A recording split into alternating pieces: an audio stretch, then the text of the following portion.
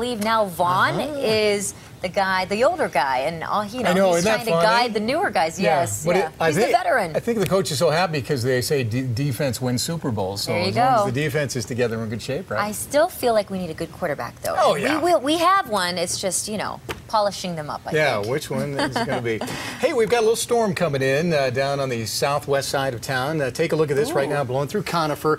That is a look at our mile high cam, and this storm has really got some energy in it. There's lightning and some pockets of heavy rain with this guy as well going on in the cool temperatures. Now, as far as the temperatures go right now, 60s in the foothills here. We're close to 70, upper 60s in the city. So we're looking at 80 for the high, but it's going to be a stretch if these clouds overtake DIA rather quickly, and it looks like they may do that. On Doppler 4000, a lot working on the weather. You can see thunderstorms from Telluride all the way back up into our Front Range foothills. But watch as I put this into motion.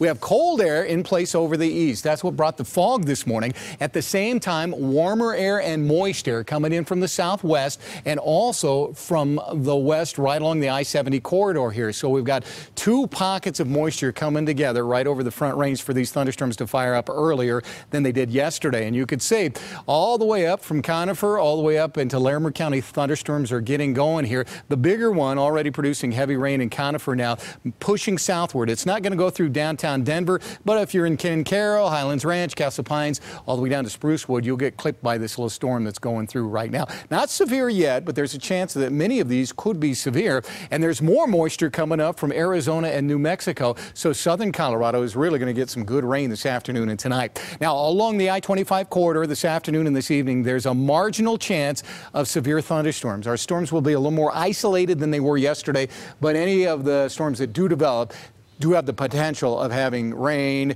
heavy rain, and even some hail. And if they were anything like the storms we had yesterday, those were some doozies. South Denver, John Snyder had 1 inch of rain.